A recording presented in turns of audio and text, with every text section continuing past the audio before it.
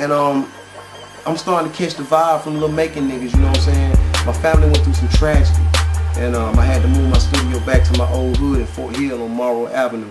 And that's me and my man Lock Dog got together, you know what I'm saying? We got together and we did a song called Fort Hill to the Day I Die. It's like the first song that any local nigga from Macon really just put out there like that. He put this song out there in that song called Fire. You already know the east side was with it, you know what I'm saying? We was playing that shit every day. The whole hood was going ham about that shit, you know what I'm saying? But I gotta credit Lock Dog for being the person that turned every other rapper in Macon on to what I was trying to do with this music. You know what I'm saying? Through Lock Dog, I met Bean, I met the Mudhole clique, you know what I'm saying? Through the work I did with him, I met my man Rasta Boy, you know what I'm saying? I met the Duggar Twins, you know what I'm saying? I met my nigga, you know, the OMC, you know what I'm saying? All that shit, Look Life, you know what I'm saying? You know, between 2001 and 2003, we ride through Macon, all you gonna hear is our shit. And it was one thing in common about that shit. I was like the main producer. It's one other cat that was doing some things, but he was on a whole nother level, so you know we had the streets on lock. You couldn't go on a corner in Macon and not hear this shit. Go to the clubs and the DJs, D-Rock, you know what I'm saying, DJ Rule, they playing 8 songs back to back to back from Macon, niggas dropping their drinks, coming to the motherfucking dance floor. He wasn't giving a fuck about no rappers, but you can go to the club and you hear that Macon shit and these motherfuckers stop everything, start hitting them up, gang signs, all that shit right there, you know what I'm saying? I'm standing in the back of the club, I'm looking at this shit like, you know, we making history right now. We making magic, you know.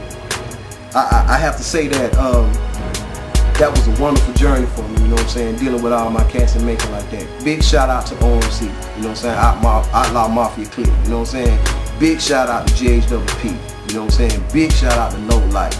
Big shout out to Black Flame. You know what I'm saying? If it wasn't for these niggas, you know, y'all niggas wouldn't even really know about me right now. You feel me?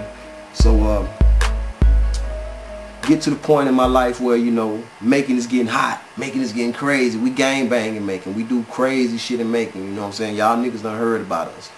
I got my man K-Boo from Black Flame. You know what I'm saying? He's fucking with these niggas in Atlanta called Streetwise. You know what I'm saying? Real niggas. You know, thick and thin, real niggas, you know what I'm saying? He bring the nigga down to Fort Hill. I click up with the niggas, you know what I'm saying? I moved to Atlanta. Now I'm fucking with these streetwise niggas. And my mind was on a whole nother career. And this music shit was just some shit to put in people's faces like, yeah, we rap or whatever, you know what I'm saying? But during the course of those years, I ran into a couple of people, you know, DJ Toon, Bone Crusher, you know what I'm saying? I ran back into my man Pastor Troy, you know, started connecting, started seeing the industry, you know what I'm saying, a little bit more, you know what I'm saying. I released the album in '99 called I Love Myself Volume 1. When I dropped that album, we hit 30, 40, 50 radio stations with that single, heavy rotation, going around the Southeast region with my man Troy, with the Young Bloods doing shows here and there, this and that, you know what I'm saying. My man Lil Jon, you know what I'm saying, he probably could tell y'all a story a little bit better than me about that I love myself shit, you know what I'm saying.